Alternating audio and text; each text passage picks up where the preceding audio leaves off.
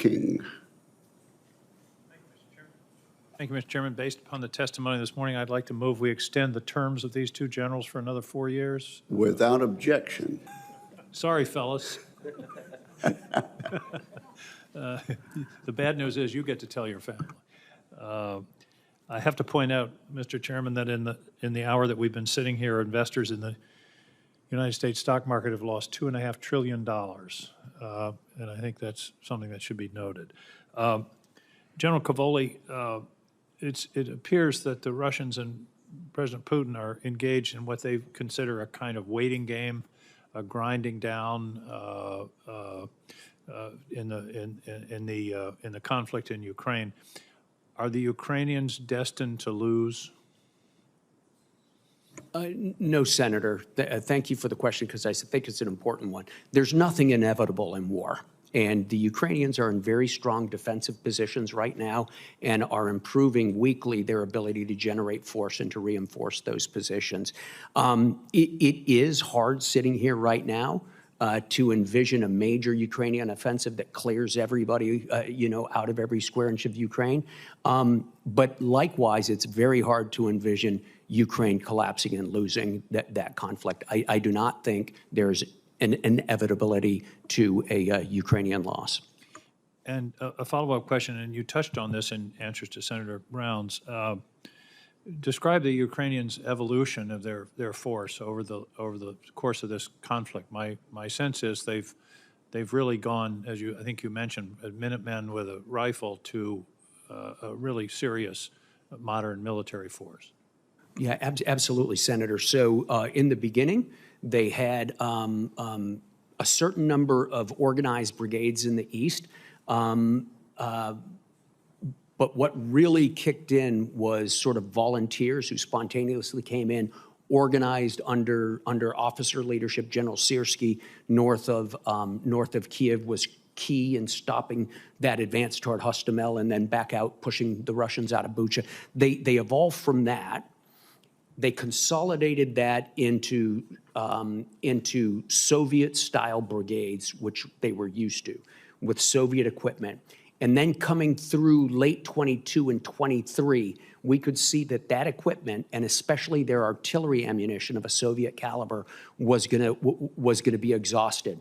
And so we had to help them convert to a largely Western-equipped and almost exclusively Western artillery-equipped force, which is pretty complicated. We operate off of a different aiming circle. They've been effective in making that transition. It's amazing. To do that under fire, under the pressure, one of the world's largest armies, it's a fantastic feat.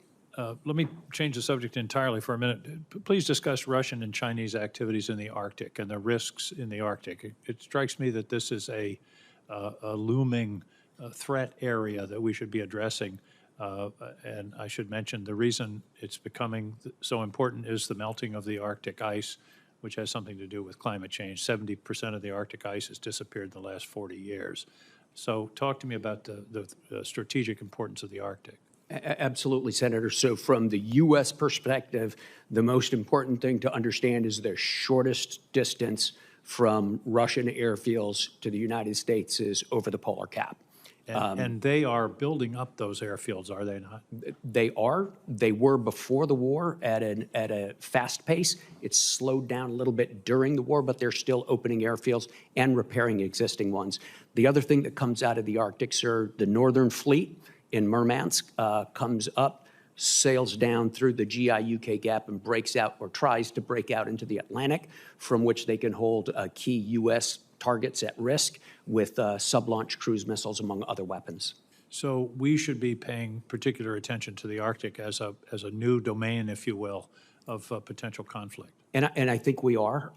The U.S. Northern Command, so General Guillot, has the primary U.S. responsibility for it. But of course, Strategic Command also has activities up there. EUCOM has activities up there because so much of the Arctic is in my AOR. And NATO, of course, almost all of the nations in the Arctic Council are NATO nations. The only one that's not is Russia.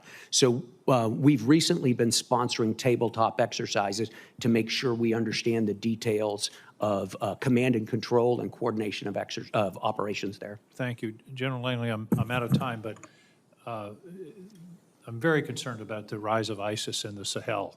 That is a serious issue that we need to attend to, that we're talking about great power competition, China, Russia. We can't forget about terrorism. Is that correct?